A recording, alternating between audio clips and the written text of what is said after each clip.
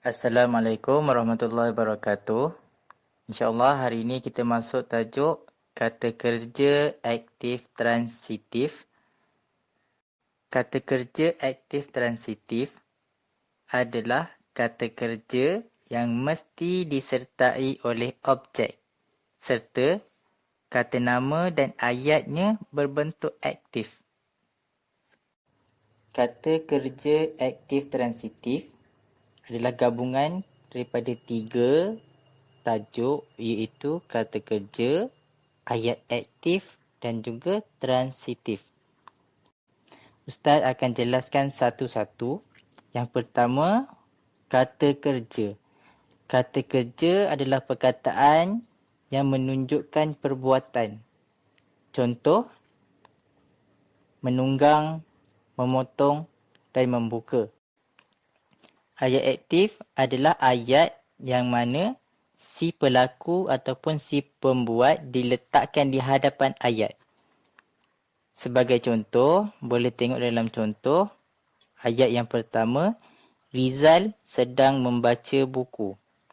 Rizal adalah si pelaku ataupun pembuat dan Rizal sedang membaca buku. Rizal diletakkan di hadapan ayat. Jadi ini adalah contoh ayat aktif. Contoh yang kedua, ibu sedang melipat baju.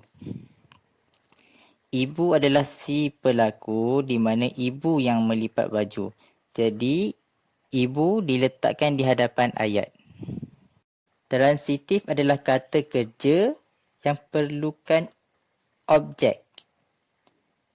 Kalau tak perlukan objek, maksudnya kata kerja tu bukan transitif.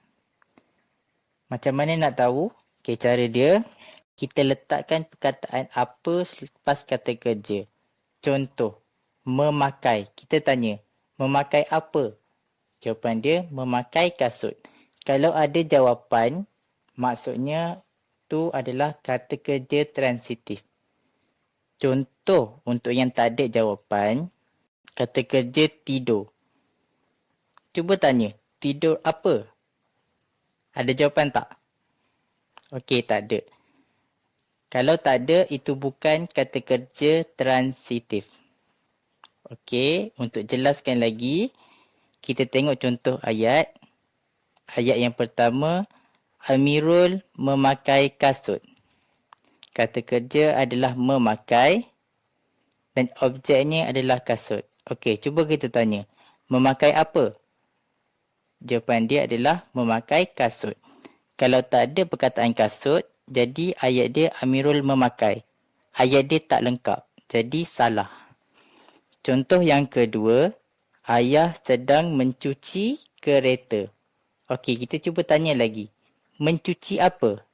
Jawapan dia, mencuci kereta. Jadi ada jawapan. Jadi itu adalah kata kerja transitif. Kalau kita letak ayah sedang mencuci, ayat dia tak lengkap. Jadi ayat tu salah. Okey, kita tengok contoh ayat untuk kata kerja aktif transitif. Ayat yang pertama, Rizal sedang membaca buku. Okey, kita ingat balik. Maksud kata kerja aktif transitif tadi adalah kata kerja yang mesti disertai oleh objek. Kita tengok kata kerja dalam ayat yang pertama adalah membaca dan disertai oleh objek iaitu buku. Serta kata nama dan ayatnya berbentuk aktif. Dan ayat ini, Rizal sedang membaca buku adalah ayat aktif. Cukup syarat untuk kata kerja aktif transitif. Jadi, ini adalah contoh untuk kata kerja aktif transitif. Ayat yang kedua, ibu sedang melipat baju. Kata kerja melipat disertai oleh objek iaitu baju. Dan ayat ini dalam bentuk aktif. Nombor 3. Amirul memakai kasut. Kata kerja memakai diikuti oleh objek iaitu kasut dan ayat ini dalam bentuk aktif. Nombor 4. Ayah sedang mencuci kereta. Kata kerja mencuci disertai oleh objek iaitu kereta. Dan ayat ini dalam bentuk aktif. Jadi keempat-empat ayat dalam contoh ini adalah kata kerja aktif transitif. Okey, itu sahaja untuk hari ini. Assalamualaikum.